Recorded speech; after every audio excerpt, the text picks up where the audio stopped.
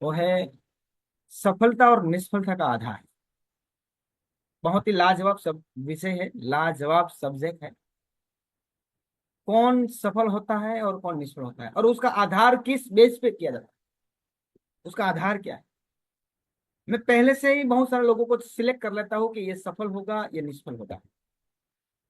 बहुत सारे, क्योंकि उसकी कुछ हरकत, उसकी कुछ बातें, उसका कुछ प्लानिंग, उसकी हलन चलन, इस सारी बात मैं देखकर कई बार बहुत सारे लोगों को सिलेक्ट कर लेता हूँ कि ये आगे जाके निष्फल हो सकता है, आगे जाके सफल हो सकता है। फिर भी मैं प्रयास करता हूँ, या एन केन प्रकार से,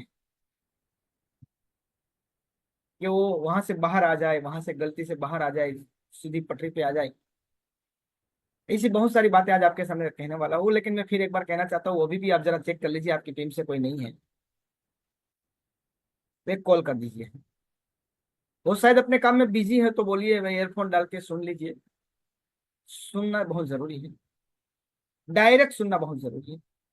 यूट्यूब में फिर इतनी बात नहीं हो सकती, पीछे सुनेंगे तो। आपकी अपलाइन नहीं है तो भी जरा चेक कर लीजिए, अपलाइन को भी रहना बहुत जरूरी है। तो बहुत ही शानदार जानदार सब्जेक्ट है, और आज ही अभी हमारी टेक्निकल की मीटिंग थी टीसीजी के साथ। सारे टेक्निकल अचीवर थे उसमें, और बहुत ही लाजवाब बातें बताई टीसीजी ने। जी, 2 मिनट में यूं ही तो बात करता रहूंगा, आप अपनी अपलाइन लाइफलाइन को कॉल कर दीजिए। बहुत सारे लोगों ने बोला कि 2 मिनट रुक जाइए, मैं अपनी लाइफलाइन को कॉल करता हूँ, अपलाइन को कॉल करता हूँ। कर दीजिए, मैं कोई बात नहीं, मैं ये टेक्निकल की बात इसलिए मैंने दोहराई। इसमें आपको कोई सुनने की जरूरत नहीं है, शायद टेक्निकल को सुनने की जरूरत है, जो नहीं है उसको, जो नहीं आए थे उसको।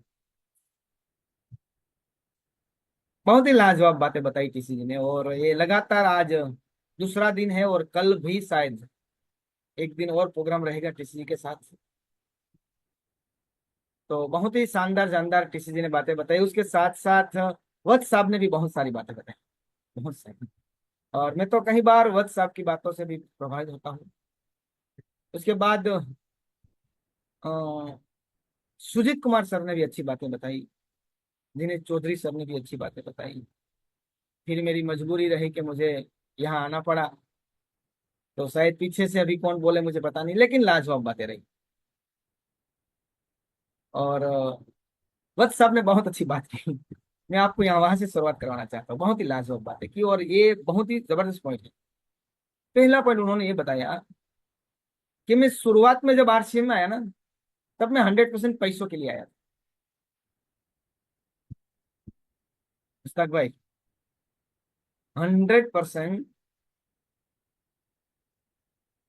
मैं पैसों के लिए आया था। अवेश भाई, ये बोला वत्स साहब ने। लेकिन जब आगे जाके इतना पैसा आना शुरू हो गया, इतना पैसा आना शुरू हो गया, रियल कसम से मैं आज देखता ही नहीं हूँ कितना पैसा आ रहा है। फिर भी मुझे कुछ पूछता है कि भाई छोटे मोटे आंकड़े तो बता दीजिए। उन्होंने बोला मैं देखता ही नहीं हूँ कितना पैसा आ रहा है। और बहुत सारी बातें और भी बताई। जब कोई विकल्प ना हो, अगर कोई विकल्प ना हो, तो हमें उस विकल्प को पकड़ना चाहिए जो आज हमारे पास वो मौका है। अगर आपके पास भी कोई अगर विकल्प नहीं है, और कोई जरिया नहीं है कि हम वहां से अपनी जिंदगी बदल दे, वहां से अपना सपना पूरा हो, रमेश भाई, तो हमें इस प्लेटफॉर्म को मजबूत तरीके से पकड़ लेना चाहिए। मजाक में नहीं, हितेश भाई, मजबूत तरीके से।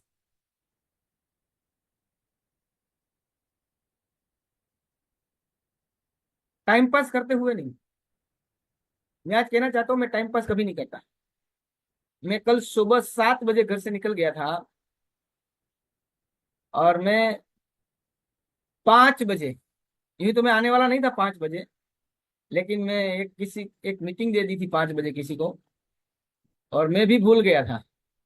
तो उसका फोन आया 5-10 मिनट पहले, कैरेश भाई प्रोग्राम स्टार्ट कर देंगे ना 5 बजे। तब मुझे याद आया क्या बात है, मैं तो तुरंत वहां से भाग भाग के घर पे आया, उसकी मीटिंग ली, फिर मीटिंग खत्म करके तुरंत निकल गया। मैं रात को 11:30 बजे घर पे आया। कल मुझे केवल एक ही टाइम खाने को मिला, वो भी भागते भागते। कभी कभी मैं तो यही टेबल पर खाना खा लेता हूँ, रमेश भाई, अरविंद भाई, यही टेबल पर। मैं जब ऑफिस में रहता हूँ, मेरे घर पे ही ऑफिस है ऊपर, नीचे से मैसेज आता है खाना हो गया, आ जाइए। मैंने बोला वक्त नहीं है खाने का। तो मुझे बोलते हैं मैडम कि तो मैं ऊपर भेज दूँ आपको। मैंने बोला कोई बात नहीं, मैं मीटिंग लेता हूँ, मेरे सामने थाली रहती है, सामने कोई 5-10 मिनट का रिव्यू देता है और मैं खाना खा लेता हूँ, क्योंकि मैं टाइम पास करना नहीं चाहता। मैं आपको भी कहना चाहता हूँ, आपको जो मिल चुका है ना, तो टाइम पास नहीं करना है। और भी बहुत सारी बातें आपके सामने रखना चाहता हूँ। पहले तो एक सूत्र बना लीजिए, मैं जहां खड़ा हूं वहां से मेरी लाइन शुरू हो। मैं जहां खड़ा रहता हूं वहां से मेरी लाइन शुरू होती है, यानी कि आपका ज्वाइनिंग आने के बाद आपकी जो दोनों टीम है ना, वो आपकी लाइन है, और वहां से आपकी लाइन शुरू हो चुकी है। अमिताभ बच्चन का डायलॉग था, विक्रम भाई, अमिताभ बच्चन का डायलॉग था, मैं जहां खड़ा रहता हूं वहां से मेरी लाइन शुरू। तो मैं भी यहां आपको कहना चाहता हूं, आप अपलाइन को मत देखिए, खुद को देखिए, आपकी टीम को देखिए। बहुत सारे लोग इसी बातें से परेशान हैं, बहुत सारे लोग अपलाइन से परेशान है। किसके परेशान है भाई? कि अपलाइन का चेक इतना बड़ा आ रहा है, अपलाइन मीटिंग नहीं दे रही है, अपलाइन फील्ड में नहीं जा रही है, अपलाइन मीटिंग में लोगों को नहीं बिठाती, अपलाइन इतनी टिकट नहीं ले रही है। तो मैं आपको कहना चाहता हूं, वो ऊपर है, आप नीचे हैं। आप जहां खड़े हो वहां से आप शुरू करो और एक सूत्र बना लो, मैं क्या कर रहा हूं और मेरी टीम क्या करे। अपलाइन क्या कर रही हो मुझे कोई लेन देन नहीं है भाई। हरेश भाई सियाड़ साहब, हरेश भाई सियाड़, मैं क्या कर रहा हूं और मेरी टीम क्या कर रही है।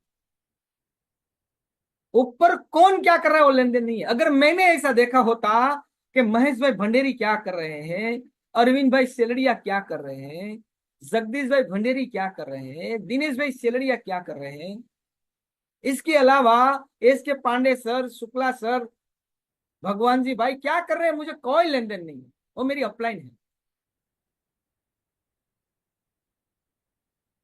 आप अभी कह सकते हैं क्या अपने माँ बाप क्या काम कर रहे हैं क्या? हितेश भाई कह सकते हैं क्या? नहीं कह सकते, अब उसकी उम्र हो चुकी है, इसलिए हम उसको नहीं बोल सकते। ऐसे ही अपलाइन ने हमें आरसीएम में दे ज्वाइनिंग दे दिया है ना, वहां से हमारा काम शुरू होता है। बहुत सारे लोग अपलाइन से बिजनेस मांगता है, मेरी अपलाइन मुझे बिजनेस नहीं दे रही, मुझे टर्न ओवर नहीं दे रही, मुझे ज्वाइनिंग नहीं दे रही। अपलाइन से कभी भी बिजनेस मत मांगिए, अपलाइन से कभी भी ज्वाइनिंग भी मत मांगिए, अपलाइन से हमेशा टाइम मांगिए, टाइम मांगिए, उसको खाने भी मत दीजिए। अरे मैं तो कहीं बार ऐसा कहता हूँ और उसका यूज भी बहुत सारे लोगों ने कहा है। मैं माफी चाहता हूँ अगर समझ में नहीं आया तो, दिनेश भाई ने हमने कहा था और मैंने वो बात पकड़ ली। गुजराती में कही दो, આપણી કાઠિયાવાડી કહેવત છે, એમાં ખાસ કરીને ખેડૂતની, માયગો ઢાંઢો ઓગાળવો ન જોઈએ। હવે તો ઢાંઢા નથી એટલે ઢાંઢો એટલે સમજે ને બળદ, આ કાઠિયાવાડી ભાષામાં મેં કીધું। કોઈનો બળદ માગી એવો હોય ને હાથી આંકવા ભાઈ, તો એને પોરો ન દેવાનો હોય કે 2 દી બાંધી રાખીએ ને પછી નિરેત હાંકીએ। ભાઈ 2-4 કલાક લઈ આવ્યા પછી હાંકી નાખવાનો હોય, શું કરવાનું ભાઈ? એમ અપલાઈન ને છે ને સાહેબ, માયગા ઢાંઢાની જેમ વાપરવા, પણ ટાઈમમાં।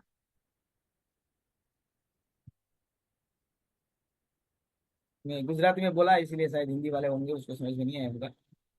यानी कि अपलाइन का पूरा टाइम मान लीजिए। और मैं भी कहीं बार जब मैं फील्ड में जाता था ना, आज मैं वो 1-to-1 तो नहीं जाता इतनी भी मीटिंग, फिर भी मैं अभी भी दे रहा हूँ। लेकिन जब मैं रॉयल्टी अचीवर नहीं था, जब मैं टेक्निकल अचीवर नहीं था, उस समय मैं अपलाइन को कहता था, सॉरी लाइफलाइन को कहता था, जिसको टाइम देता ना, मुझे खाना मत दीजिए, मुझे सोना भी मत दीजिए, मुझे मीटिंग दे दीजिए, ये मेरी भूख है। क्या है भाई, ये मेरी भूख है। और मुझे याद भी है, और रमेश भाई सोलंकी आज अनपढ़ होने के बाद भी सफल है ना, उसका कारण ये है। और रियल में मुझे खाना नहीं देते थे। नहीं, उसका मतलब ये नहीं था कि उसको खाना नहीं देना, लेकिन उतनी मीटिंग करवाते थे कि एक स्टेशन से दूसरे स्टेशन जाने का समय भी नहीं रहता था। वो बोलते रहे भाई भागना पड़ेगा मुझे, क्यों, वहां टाइम हो चुका है, वहां पब्लिक बैठी है। मैंने बोला क्यों इतना समय रखा, बीच में थोड़ा गैप तो रखो आधा घंटे का। समय का भरपूर उपयोग करें अप्लायंस से। अप्लायंस का कभी भी ज्वाइनिंग कभी मत कीजिए अप्लायंस को कि मुझे ज्वाइनिंग दीजिए। कभी आज तक मैंने अप्लायंस से नहीं मांगा कभी ज्वाइनिंग। आज तक कभी मैंने नहीं बोला, आज तक मैं कभी ऐसा भी नहीं बोला कि मुझे बिजनेस दो। आज तक नहीं बोला। मैंने एक ही बात की मेरी अप्लायंस से, मुझे टाइम दीजिए। और मैं एक एग्जांपल देना चाहता हूं। मैं माफी चाहता हूँ सभी साथी को, जितने भी हैं। आप अलग अलग धर्म से है, अलग अलग नाते से, अलग अलग कास्ट से है, लेकिन मेरा एग्जाम्पल जो होगा ना, वो चाहे किसी भी राजनीति का हो, चाहे किसी भी धर्म का हो। मेरा इरादा उसका नहीं है कि किसी धर्म का नाम लूं या किसी राजनीति का नाम, राज के लिए मेरा इरादा है एग्जाम्पल देना है। इब्राहिम भाई समझ में आई बात, मेरा इरादा है एग्जाम्पल देना। तो मैं एक एग्जाम्पल देना चाहता हूं महाभारत। महाभारत के अंदर जब कौरव और पांडवों के बीच युद्ध की तैयारी हो चुकी थी, युद्ध का समय भी फाइनल हो चुका था, लेकिन उससे पहले दोनों पक्ष की ओर से एक फैसला लिया गया कि हम भगवान श्री कृष्ण के पास जाकर युद्ध के लिए सहाय मांगे, सपोर्ट मांगे। शायद आपने देखा होगा, और उस समय पांडवों की ओर से अर्जुन को भेजा गया कि कृष्ण भगवान के पास जाइए, और कौरव की ओर से दुर्योधन को भेजा गया। दोनों गए भगवान श्री कृष्ण के पास और उसको जाकर बोला कि हम युद्ध की तैयारी कर चुके हैं, युद्ध फाइनल हो चुका है, लेकिन अब हमें आपका सहयोग चाहिए, आपकी मदद की जरूरत है। तब कृष्ण भगवान ने बोला कोई बात नहीं, मैं आपको मदद देने के लिए तैयार हूं, लेकिन मेरे पास दो ऑप्शन है, दोनों को एक एक मिलेगा, लेकिन मांगना है आपके कि किसको क्या चाहिए। तो ऑप्शन क्या दिया बाबू भाई, ऑप्शन ये दिया कि एक तरफ मेरी नारायणी सेना रहेगी, एक तरफ मैं रहूंगा। क्या ऑप्शन दिया भाई, एक तरफ मेरी नारायणी सेना रहेगी, एक तरफ मैं रहूंगा, मैं अकेला रहूंगा, वहां सेना पूरी रहेगी। दूसरा ऑप्शन यही था कि सेना जो रहेगी वो हथियार उठाएगी, वो लड़ेगी, लेकिन भगवान श्री कृष्ण ने बोला मैं नहीं लड़ूंगा, मैं हथियार नहीं उठाऊंगा। लेकिन बात यह थी कि यहां मांगने का था दुर्योधन और अर्जुन को, लेकिन दुर्योधन बड़ा था, अर्जुन छोटा था, इसलिए पहली मांग अर्जुन की थी। किसकी थी भाई, कृष्ण भगवान ने बोला कि मैं अर्जुन को पहली मांग दूंगा, और दूसरी मांग होगी दुर्योधन की। और पहले देखा भी मैंने अर्जुन को, शायद आपने ये पात्र वहां तक देखा होगा जिन्होंने महाभारत का अभ्यास किया होगा, रमेश भाई। तो यहां मैं थोड़ा उल्टा करना चाहता हूं, यहां पहली मांग में दुर्योधन को देता हूं समझाने के लिए। पहली मांग में भावेश भाई, गोहिल साहब, दुर्योधन को दे रहा हूं। विपुल भाई, क्यों, समझाने के लिए। तो दुर्योधन को बोला गया कि आपको पहली मांग मांग ले, क्या चाहिए तुझे। एक तरफ नारायणी सेना है, वो हथियार लेके आएगी, लड़ेगी, एक तरफ मैं रहूंगा, मैं हथियार नहीं उठाऊंगा, मैं लड़ूंगा नहीं। तो दुर्योधन ने एक बात सोची, ये योद्धा मैं हूं। दुर्योधन योद्धा था, गदाधारी था, लड़ने में हूं खुखार था, भल भले को हरा सकते हैं, भीम को भी हरा सकते हैं, इतनी ताकत उसके पास। यानी उन्होंने अंदर से सोचा कि योद्धा मैं हूं। अगर मुझे नारायणी सेना मिल जाए लड़ने के लिए, तो ये सेना लेकर मैं पूरी तरह से विरोध में लड़ सकता हूं, सामने वाले पक्ष के सामने लड़ सकता हूं, और ये जंग में जीत सकता हूं। तो उन्होंने सुमित्राबेन नारायणी सेना मांगी। क्या मांगी? हिम्मत भाई, नारायणी सेना, बामणिया साहब, नारायणी सेना मांगी। अब बात आई जीतू भाई अर्जुन की, खबड़िया साहब, अब बात आई अर्जुन की। अर्जुन ने बोला, अर्जुन को पूछा गया, अब तो तेरे पास एक ही ऑप्शन बचा, ऑप्शन तो है ही नहीं। फिर भी अर्जुन ने सोचा कि योद्धा तो मैं भी हूं, योद्धा तो मैं भी हूं। अगर मुझे सही मार्गदर्शन मिल जाए, सही दिशा मिल जाए, सही गाइडलाइंस मिल जाए, तो ये जंग में जीत सकता हूं। और आपके सामने एग्जाम्पल है, कौरवों के पास नारायणी सेना होने के बाद भी ये युद्ध हार गया, और अर्जुन पांडवों के पास केवल भगवान श्री कृष्ण था, ये जीत गया हथियार ना उठाने के बाद भी, क्योंकि सही समय पर योग्य मार्गदर्शन मिलता है, सही दिशा मिलती थी, सही प्लानिंग मिलता था। मैं आपको भी कहना चाहता हूं, अगर आपको जीतना है जिंदगी में, कभी ये मत कहना कि अपलाइन मुझे कहीं ज्वाइनिंग दे दे, अपलाइन मुझे कहीं बिजनेस दे दे, मुझे टर्नओवर दे दे एक लाइन में, मत बोलना। बस यही बोलना कि सर, मैं अपने इलाके में 200 लोग इकट्ठा कर रहा हूं, मैं हड़बद में 200 लोग इकट्ठा कर रहा हूं, मैं कच्छ में 500 लोग इकट्ठा कर रहा हूं, मैं जूनागढ़ में, भावनगर में, अमरेली में, बाबरा में, कालावड़ में, मांग रोड में, ऊना में, दीव में, जहां भी आपकी टीम हो, सर मैं 200 300 500 लोग इकट्ठा कर लूंगा, मेरी जिम्मेदारी। योद्धा तो मैं भी हूं, योद्धा आप भी हो, केवल आपको योग्य समय पर योग्य दिशा मिल जाए, योग्य प्लानिंग मिल जाए, तो आप भी ये जंग जीत सकते हैं। लेकिन जिन जिन साथियों ने अपलाइन से बिजनेस मांगा, वो आज भी कामयाब नहीं है, कामयाब नहीं है। जिन्होंने अपलाइन से ज्वाइनिंग मांगा, आज भी कामयाब नहीं है। हाँ, शायद हो सकता है रॉयल्टी तक, टेक्निकल तक आगे जाके भी रुक जाए। कई बार लोग बोलते हैं कि मैंने तो अपनी बी लेग बड़ी कर दी, अपलाइन मेरा पावर लेग छोटा कर दिया। नहीं चला रहे, आप गलत रास्ते पर है, गलत ट्रैक पर है, क्योंकि आप जहां खड़े हो वहां से आपकी लाइन शुरू होती है। आपकी ये दोनों लेग हैं, कभी ये लेग बड़ी हो गई तो कभी ये लेग बड़ी हो गई, ये दोनों आपकी हैं। और ये दोनों लेग ही नाम का, लेग का नाम ही है लेग, इंग्लिश में कहते हैं, गुजराती में कहते हैं, हिंदी में कहते हैं पैर, पग। ये दोनों पैर आपका है, एक पैर पे मत चलिए। जिन जिन साथी एक पैर पे चले ना, वो सही तरीके से नहीं चले। आप देखिए एक पग पर कितने चल पाओगे, विपुल भाई, मकवाना साहब, एक पैर पर कितने लंबे चल पाओगे आप, दिहोरा साहब, नरेश भाई, नहीं चल सकते, लंबा नहीं चल सकते। खो खो कर सकते हैं हम, कबड्डी खेल सकते हैं भाई, लेकिन अगर लंबी दौड़ चलानी है, दोनों पैर पर चलना है। जिन जिन साथी एक पैर पर चले हैं, बहुत सारे लोग मुझे बोल रहे हैं, हरीश भाई मेरा पावर लेग तो लाखों में जा रहा है, अब मुझे क्यों जरूरत है? मुझे, मैं आपको कहना चाहता हूं, आपको इसलिए जरूरत है, आपको लीडरशिप डेवलपमेंट करनी है, आपको स्किल डेवलपमेंट करनी है, इसलिए आपको पावर में काम करना है फिर भी। और आज भी मैं देख रहा हूं बहुत सारे लोगों को, मैं नाम यहां से नहीं ले सकता, और नाम ले तो लू तो मुझे कोई फर्क नहीं पड़ता, क्योंकि आपकी टोपी है, पहन लेनी चाहिए, और आपकी है, समझ लो, आपके माप की है ना, पहन लो।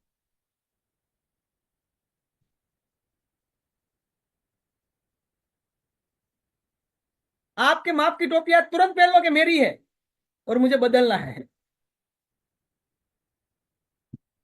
जब जब जिन्होंने दोनों लेग पर चले, दोनों लेग पर पैर रखकर चले, वो लंबा चला, वो दौड़ सका।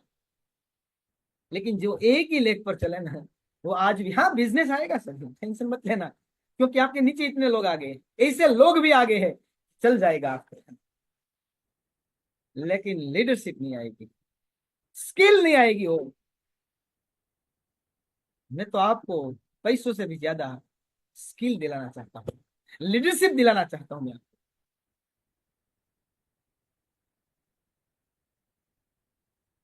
कभी कभी बहुत सारे लोग मुझे कहते हैं मुझे अपलाइन इग्नोर कर दिया। मैं तो मजा लेता हूँ, अगर आपको या आपकी अपलाइन आपको इग्नोर करे ना, मजा ले लीजिए। उसका मतलब ये हुआ कि आपको अपनी स्किल डेवलपमेंट करने का मौका मिल गया, आपकी पहचान बनाने का मौका मिल गया, आपको अपनी तरीके से प्लानिंग करने का मौका मिल गया भाई। मैं आज इसीलिए आपके सामने हूं। मुझे दर्द है कहीं बार, लेकिन मैंने दर्द एहसास नहीं होने दिया। मैंने अपनी लीडरशिप, मुझे भी कहीं बार इग्नोर किया गया, कहीं बार, कभी लाइफ लाइन से तो कभी अपलाइन से, लेकिन मैंने आज तक कभी एहसास नहीं होने दिया। मैंने तो यही सोचा कि परमात्मा ने मुझे मौका दिया है भाई, सीखने का, बदलने का, स्किल डेवलपमेंट करने का, टीम पर पकड़ बनाने का,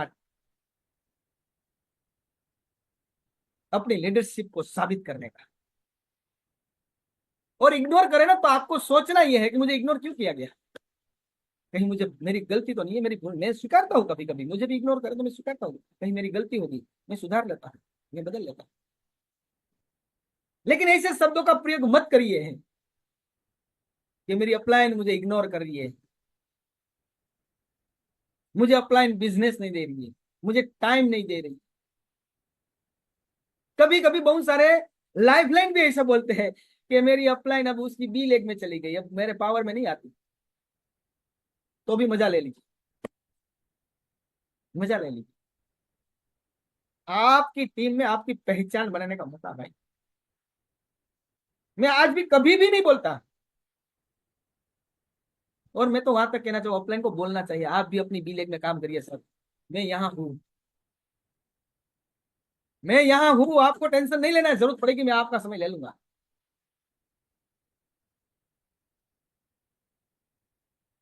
ये सफलता और निष्फलता का आधार है भाई, आप कौन से शब्द को यूज कर रहे हैं। और हम इस ऐसे एक मिशन में है साहब, जो युगों से ऐसा मिशन कभी नहीं आया। आज ऐसे एक व्यक्ति को हम सपने को साकार कर दे, जो पढ़े लिखे ना हो, जिसके पास डिग्री ना हो, अरे जिसके पास स्किल भी ना हो, जिसके पास कंप्यूटर पकड़ने का भी, माउस कैसे पकड़ा जाता है, कंप्यूटर कैसे चला जाता है वो पता नहीं, और ये सिस्टम इतना पढ़ा देती है, इतना पढ़ा देती है, शायद आप सोच भी नहीं सकते। आगे तो बढ़िए एक बार। और ये बिजनेस एक भी डायरी में लिख लेना कि 5,000, 10,000, 20,000, 25,000, 50,000 के लिए नहीं है। दिनेश भाई, राठौड़ भाई, पप्पू भाई, ये 10,000, 12,000, 15, 20,000 के लिए है ही नहीं ये बिजनेस। इसीलिए तो मिशन बन चुका है, बिजनेस नहीं है भाई। बिजनेस होता ना तो 10, 12, 15, 20,000 के लिए होता। और यहाँ मेरे सामने जितने भी देख रहा हूं ना, उनमें से 80% लोग आज जो काम कर रहे हैं ना, वहां से 10, 12,000, 15,000, 20,000 कमा रहे हैं भाई। सही है गलत है भाई?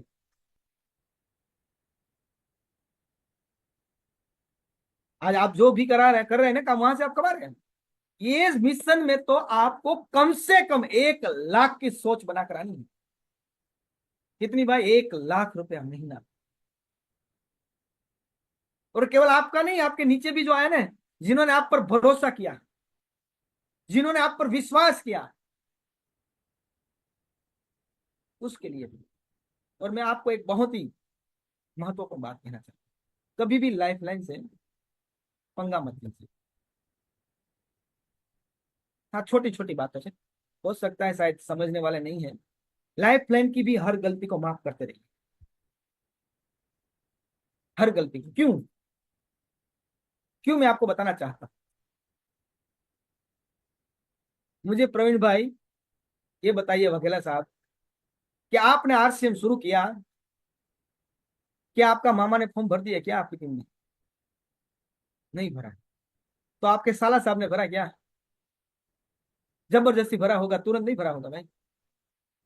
आपके जितने भी रिश्तेदार हैं उन्होंने आप पर भरोसा नहीं किया, आप फॉर्म नहीं भरा। हाँ होगा शायद एक दो, तो भरोसा कर सकता है, लेकिन सगा भाई भी आज काम नहीं करता भाई। आज मैं अपनी बात करूं ना, मेरा भाई भी आज काम नहीं कर रहा, मेरा साला भी काम नहीं कर रहा, मेरा मामा भी काम नहीं कर रहा है, मेरा काका भी काम नहीं कर रहा है, यानी कि मेरे रिश्तेदार में शायद एक ही है यहाँ, बालू भाई सांगानी। कौन है भाई? वो भी थोड़े दूर के रिश्तेदार है, वो एक काम करे।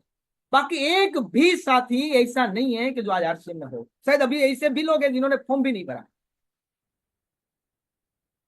और आज मेरे सामने इतने लोग बैठे हैं जो प्रवीण भाई वाघेला ना तो मेरे कास्ट के हैं, शायद ना तो मेरे धर्म से भी होंगे, ना तो शायद मैं उसको जानता हूं कौन है, लेकिन इन्होंने आरसीएम पर भरोसा किया, जिन्होंने मुझ पर भरोसा किया। साहब मुझे इसीलिए काम करना है, जो मेरे रिश्तेदार ने भरोसा नहीं किया और अनजान व्यक्ति ने मुझ पर भरोसा किया और आरसीएम में आए, और वहां से आपकी लाइन शुरू हो चुकी है, आपके कामयाबी का रास्ता खुल गया। आपको इसीलिए उसके लिए काम करना। किसके लिए भाई? एक अनजान व्यक्ति ने आप पर भरोसा किया भाई। नरेश भाई,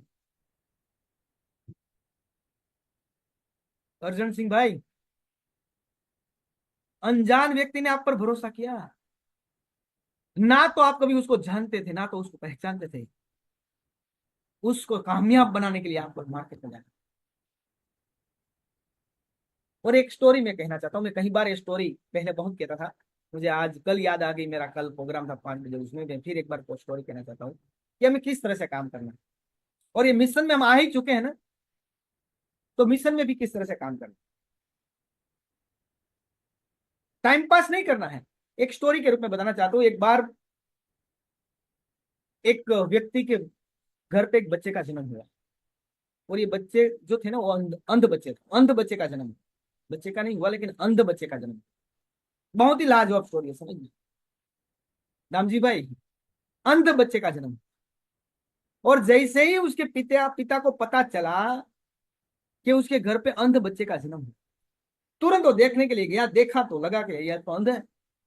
अंदर से दुखी हो गया, परेशान हो गया, रोने लगा, और परमात्मा को कहने लगा, हे भगवान,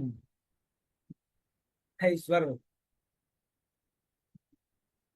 मेरी ऐसी कौन सी गलती थी, मेरी ऐसी कौन सी भूल थी, मैंने उस ऐसा कौन सा पाप किया था कि आप इस अंध बच्चे का जन्म पूरे विश्व में कोई नजर नहीं आया, और मैं नजर आया, मेरे घर पे आपने ये बच्चे का जन्म दे दिया।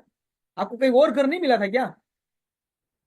ऐसे कई बार बाबू भाई वो भगवान को दोष देने लगा, परेशान हो गया। पूरा सोने तक वो एक ही बात सोचता रहा, मेरी कौन सी गलती थी ऐसी, मैंने ऐसा कौन सा पाप किया, आपने मेरे घर पे क्यों जन्म दिया ये बच्चे। जब रात में सो गया ना, तो परमात्मा को लगा कि शायद मुझे उसको आश्वासन देना पड़ेगा, उसको मजबूत करना पड़ेगा। इसीलिए शायद वो रात को सपने में आया उस व्यक्ति को, और उसको जगाया, उठाया, उसको बोला, क्यों परेशान है भाई तू क्यों परेशान है इतना? तो उन्होंने फिर भगवान को बोला, पैर पकड़ के बोल दिया कि परमात्मा, ऐसी मेरी कौन सी गलती थी, मेरी कौन सी भूल थी, मैंने ऐसा कौन सा पाप किया था, आपने मेरे घर पे इस अंध बच्चे का जन्म दिया। आपको पूरे विश्व में कोई और नजर नहीं आया क्या? मैं ही नजर आया। तब परमात्मा ने उसको बोला कि अंध बच्चे का मैंने पुतला बना दिया था, पुतला बन चुका था, मैं उसमें प्राण देने की सोच रहा था, उसमें जीव देना की सोच रहा था, और जीव देने से पहले मैं प्लानिंग कर रहा था कि अंध बच्चे की भरण पोषण करने की ताकत विश्व के अंदर किसके पास है। मैंने पूरे विश्व में एक एक व्यक्ति को चेक किया, एक एक व्यक्ति को चेक किया, पूरे विश्व में मुझे कोई व्यक्ति नजर नहीं आया कि इस अंध बच्चे का भरण पोषण कर पाए। एक विश्व में एक ही व्यक्ति था, वो जो था वो तू था, एक ही व्यक्ति था जो तू था। इसीलिए मैंने तुझ पर इस उसके घर, तेरे घर पे इस बच्चे का जन्म दे दिया, क्योंकि तेरे अंदर एक क्षमता है, ताकत है, इस बच्चे का भरण पोषण कर सके, उसको संभाल पाए, उसको बड़ा कर पाए। मुझे विश्व में कोई नजर नहीं आया। मैं आपको भी कहना चाहता हूँ, 140 करोड़ की आबादी है भारत में। बाप भाई आपको आरसी मिला, हो सकता था आपसे पहले आपके पड़ोसी को भी मिल जाएगी। हेलो। हो सकता था शायद आपसे पहले आपके मामा को भी मिल जाएगी, आपके साले, आपके जीजे को। आपको क्यों पसंद किया परमात्मा ने इस मिशन में, इस अभियान में? परमात्मा आपके अंदर वो ताकत देख रहा है। परमात्मा आपके अंदर वो ताकत देख रहा है कि आपके अंदर कितनी क्षमताएं हैं, लड़ने की कितनी क्षमता है, ताकत कितनी, आपके अंदर क्या स्किल है, वो देख रहा है। और इसीलिए आपको पसंद किया। किसको पसंद किया भाई? और शायद इसीलिए कोई कसौटी भी आ जाए ना, वो कसौटी भी इसलिए आपको दी है। ये समस्या, चैलेंज, ये मुश्किल भी आपको इसीलिए दी है, उसको पता है लेकिन उसके अंदर एक क्षमता है, वो लड़ सकेगा, वो जीत सकेगा। और अगर अपलाइन टाइम नहीं दे रहा है, अपलाइन बिजनेस नहीं दे रहा है, अपलाइन मुझे इग्नोर कर रही है, इसका मतलब यह हुआ कि परमात्मा ने आपको चॉइस किया भाई, आपको चॉइस किया, आपको पसंद किया है। वरना ये समस्या तो मुकेश अंबानी को भी दे सकता था।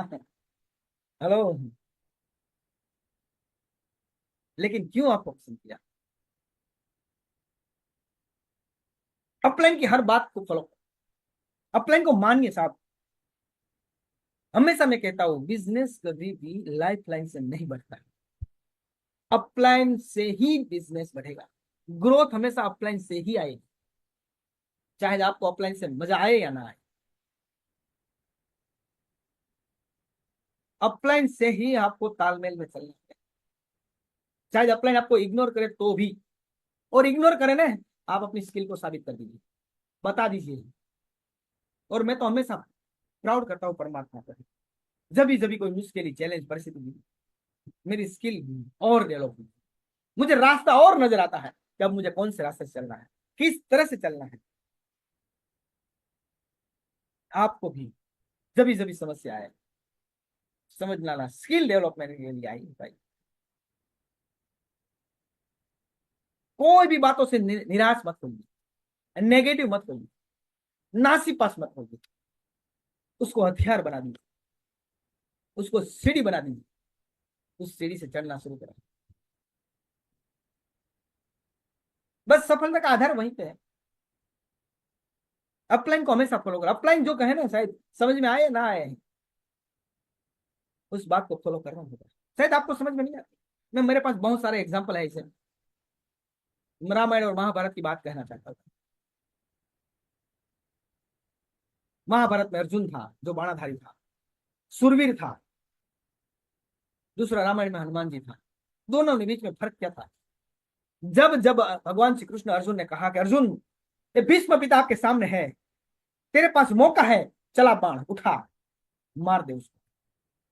लेकिन उस समय भगवान श्री कृष्ण ने कहा, अर्जुन ने कहा, लेकिन ये मेरा ताज से है, मैं क्यों मारू उसको? उन्होंने क्या पाप किया मेरे? मैं उसको नहीं मार सकता। कृष्ण भगवान ने बोला मारना ही पड़ेगा तुझे। बोला ये दुर्योधन, सॉरी, उसको मारना है भीष्म पिता को, तो रथ में शिखंडी लाना पड़ेगा। उन्होंने बोला किंतु परंतु, किया किया, मैं क्यों डायमंड क्लब करूं? किंतु परंतु कर रहे भाई। जब बात आई मारने की गुरु द्रोण को, तब बोला गया कि आपको बोलना पड़ेगा, अश्वत्थामा मारा गया। पांडवों ने बोला क्यों बोले हम झूठ? भगवान श्री कृष्ण ने बोला बोलना पड़ेगा। बात समझ में नहीं आती थी उस समय। जब बात आई कर्ण को मारने की, उसका पैर, मतलब उसका व्हील फंस गया था खड्डे में, और युद्ध का नियम था, रथ पैर नहीं होते ना रथ पर, तब युद्ध नहीं किया जाता। भगवान श्री कृष्ण ने बोला मार दे उसको एक बार। अर्जुन ने मना किया, लेकिन आखिरकार तो वही करना पड़ा जो किया, जो कहा था। मैं आपको भी कहना चाहता हूं, जिन्होंने किंतु परंतु किया उसका आज इतिहास में कोई नाम नहीं है। अर्जुन का हम एग्जाम्पल 100% देते हैं, लेकिन एक भी मंदिर नहीं है भाई। लेकिन रामायण की बात करो, हनुमान जी, भगवान श्री राम ने बोला हनुमान जी ये बेटी देकर लंका में जाना है देने के लिए सीता जी को। उसको पता नहीं था सीता कहाँ है, मैं कैसे जा पाऊंगा पता नहीं था, लेकिन उन्होंने बोला यस सर मैं जाऊंगा। संजीवनी लेने के लिए जाना है। हनुमान जी को पता नहीं था संजीव को किस किस पूरा पर्वत उठा के लेकर, यानी कि अर्जुन ने किंतु परंतु किया, लेकिन हनुमान जी ने यस सर किया। आज इतिहास गवाह है भाई, पूरे भारत में जहां राम का मंदिर हो, वहां हनुमान जी का तो है ही है। लेकिन शायद कहीं राम का मंदिर ना हो न वहां हनुमान जी का। आपको भी कहना चाहता हूँ, किंतु परंतु करते रहोगे ना, शायद अपलाइन से बड़ा नाम आपका कभी नहीं होगा। और आप अपलाइन है भाई, आप भी कहीं बदलना है तो बदल जाइए। टीम को गुमराह मत करिए भाई। अगर ना करना है तो आप अपने हिसाब से करिए, लेकिन टीम को गुमराह मत करिए। बहुत सारे लोग टीम को भी गुमराह, पीछे से घर पे जाकर भी परेशान करते हैं बहुत सारे लोग। मेरे पास बहुत सारी बातें आती हैं। मत करिए साहब टीम में। आप अपनी स्किल को लेआउट में करिए ना, अपनी लीडरशिप को साबित करिए ना कि आपके अंदर कितनी लीडरशिप। और आगे जाके, अभी आपकी टीम रॉयल्टी अचीवर की नहीं है, रॉयल्टी अचीवर ही है, शायद टेक्निकल होंगे। आज आपकी टीम में इतनी परेशानी, इतनी समस्या आप सोल्व नहीं कर पाओगे, तो आप रूबी बनोगे, आप स्टार रूबी बनोगे। इतनी बड़ी टीम होगी, शायद बिहार से कोई आपका टेक्निकल अचीवर बोलेगा कि सर मेरी टीम में परेशानी है, आप क्या कर पाओगे उस समय? लो, जयंती भाई क्या कर पाएंगे उस समय आप? नरोत्तम भाई,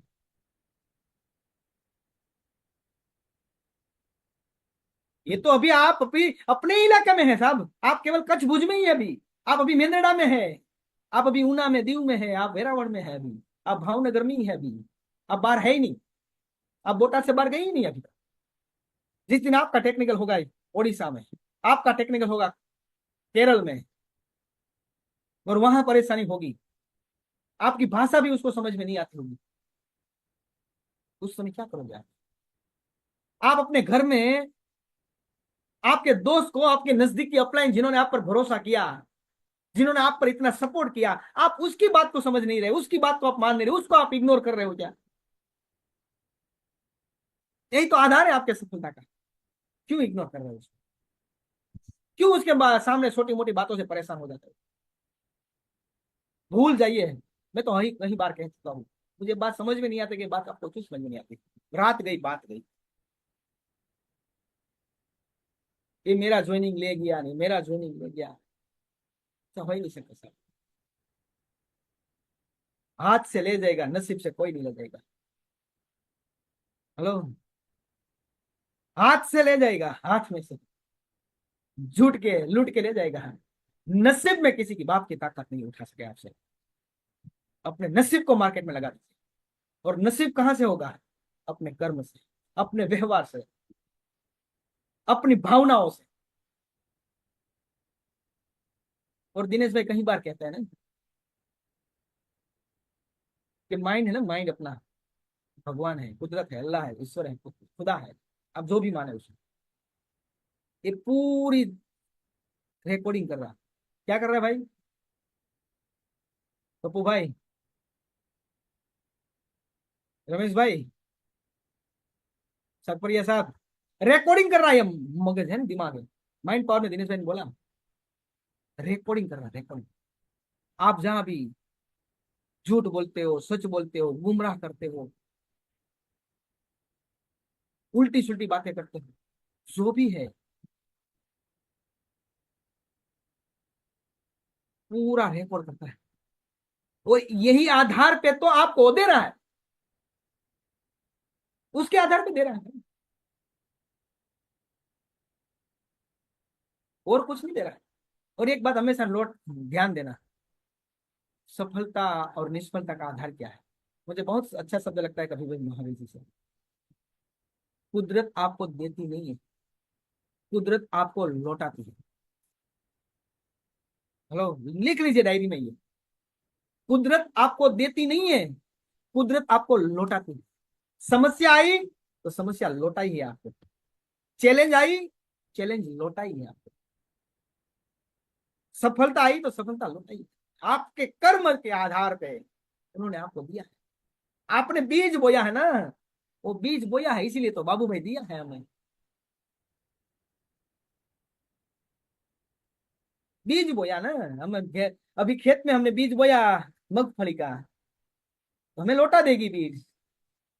कपास बोया होगा तो इब्राहिम भाई हमें कपास लौटा देगी, लौटा है देगी, ज्यादा देगी। आपको भी जो मिल रहा है ना, वो कुदरत ने आपको लौटाया है। हेलो, ये बात नोट कर लेना अभी सभी।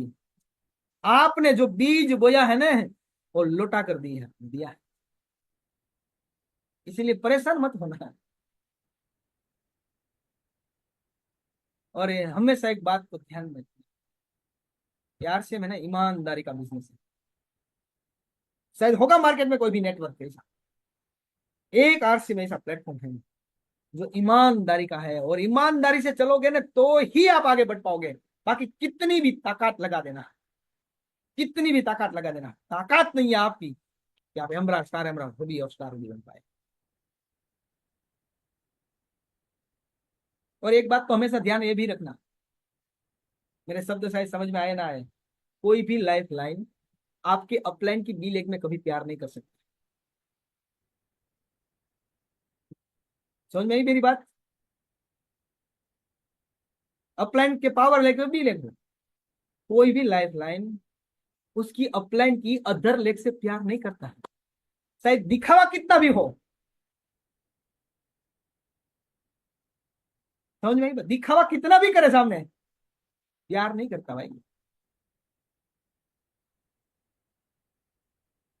दोनों बहन का भांजा होता है, मासी हो 100% अपनी बहन के लड़के को हो कुछ न कुछ दिखावा कर सकता है, लेकिन अपने बच्चे को जितना प्यार करता है उतना मासी के लड़के को प्यार नहीं कर सकता। बहुत सारी मेरे पास बात है, अभी भी 2-5 मिनट में ले सकता हूँ, शायद मुझे आज कम पड़ा मेरे पास समय। कभी भी आपकी अपलाइन के अलावा या आपकी लाइफलाइन के अलावा किसी भी अदर टीम के साथ ज्यादा बातचीत ना करे या ज्यादा मत बैठे। मैं भी आज भी मेरा अनुभव है, जो भी साथी जहां क्रॉस लाइन होता है उसके साथ ज्यादा बैठा है, ज्यादा समय बिताया है या ज्यादा उसके साथ रिलेशन रखा है,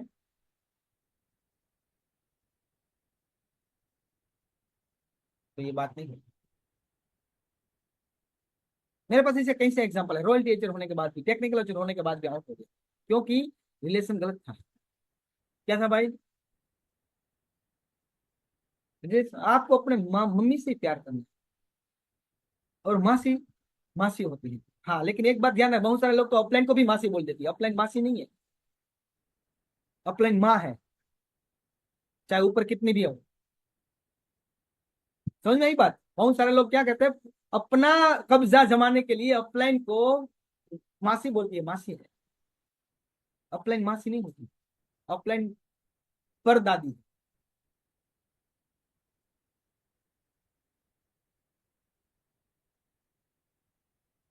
मासी किसको कहते हैं भाई? एग्जाम्पल के मेरे शब्द को मजाक मत लेना। हितेश भाई और रमेश भाई है ना, आप दोनों एक दूसरे को मासी बोल सकते। बाकी अपलाइन है ना, वो तो अपलाइन ही मासी नहीं है, परदादा परदादी है। कभी भी क्रॉस लाइन के साथ इतना विश्वास मत रखिए। कभी भी क्रॉस पीयूसी पे जाकर अपनी टीम की बहुत गहराई से बात मत करिए। मैं तो वहां तक कहना, क्रॉस पीयूसी पे जाकर भी बैठना मत। जो जो बैठे हैं ना साहब, मैं तो हर किसी से सीखता हूँ। मैं अभ्यास करता हूँ बहुत सारे लोगों का। मैं बोलता नहीं हूँ कभी कभी, और मैं बोल ही नहीं सकता ना कभी, तो मैं तो कभी मौका मिलता है तब बोल सकता हूँ आपकी ये गलती है। लेकिन समय से पहले गलती बताऊं ना तो मुझ पर हावी हो जाता है। मैं समय से पहले उसकी गलती बता ही नहीं सकता। हाँ, मौका मिलता है कि मैं कभी कभी ऐसे प्रोग्राम से कोई डायरेक्ट हथौड़ा मार दूं। अगर आपको समझ में आया कि मुझे ही हथौड़ा मारा है तब, समझ में नहीं आता तो मैं क्या करूँ? आपको समझना चाहिए कि ये टोपी मेरी थी, ये मुझे हथौड़ा मार दिया डायरेक्ट। और मेरा तो एक ही इरादा भाई, मैं हमेशा कहता हूँ, मेरा मेरा ऐसा कोई इरादा नहीं है साहब आपके दिल में मेरे तरफ नफरत आए। मेरा ऐसा कोई इरादा नहीं है। मेरा एक ही इरादा है कि जब मेरे भाई ने मुझ पर भरोसा नहीं किया, मेरे काका ने, मेरे मामा ने, मेरे मासी ने, मेरे साला ने मुझ पर भरोसा नहीं किया, और उस समय आपने मुझ पर भरोसा किया और मेरे साथ आप आरसी में चले, और फिर मुझे आप में कहीं गलती नजर आती है ना, कहीं आप रोड से नीचे उतर जाते हो ना, तो मेरा एन केन प्रकार से एक ही इरादा है, फिर आप रोड पे आ जाए, पटरी पे आ जाइए। लेकिन आपको समझ में नहीं आए तो मैं क्या करूं? मेरे अंदर की भावना तो मैं बहुत कुछ आपके सामने रख सकता हूं। तो मेरा आज का एक ही पर्पज है भाई, परमात्मा ने आपको पसंद किया है। चाहे चैलेंज आए, मुश्किल आए, परिस्थिति आए, या आप वारसी में, इस मिशन में भी आपको पसंद किया है भाई। जहां पर दिल लगे उस पर जान लगा दो, लगा दीजिए अपना। मैं जो कहता हूँ इस तरह से काम करो साहब, खाने का मौका ना मिले तो छोड़ दो, मर नहीं जाओगे। बहुत सारे लोग उपवास करते हैं भाई, पूरा श्रावण महीना निकाल देते हैं भाई। यहाँ रोजा होता है ना साहब, मुस्लिम समाज में, वो भी 10-10 दिन, 12-12 दिन, मुझे पता नहीं कितना रहता है, निकाल देते हैं। क्या फर्क पड़ता है? एक दो टाइम खाना नहीं मिला तो क्या फर्क? लेकिन कामयाबी आपकी भूख होनी चाहिए, केवल आपकी नहीं, आपकी टीम की भी, जिन्होंने आप पर भरोसा किया। एक अनजान व्यक्ति आप पर भरोसा कर रहा है भाई। तो 10 मिनट मैंने ज्यादा ली, माफी चाहता हूँ। अभी भी बहुत सारे पॉइंट मेरे जहन में है, मेरे अंदर है, बाकी रह गया। फिर मौका मिलेगा। आज भी मेरा तो नंबर नहीं था, पूरे महीने में मेरा नंबर नहीं था। लेकिन किरण भाई आज नहीं आ पाए, उसका एक प्रोग्राम इमरजेंसी फाइनल हो गया, तो उसको जाना पड़ा। उन्होंने बोला किसको दे दूं, मैंने बोला किसको नहीं देना, आज मुझे दे दो। तो थैंक यू, धन्यवाद। मेरे शब्द से अगर आप किसी को कहीं दर्द पहुंचा हो तो पहुंचना चाहिए, मेरा इरादा ही था कि आपके गांव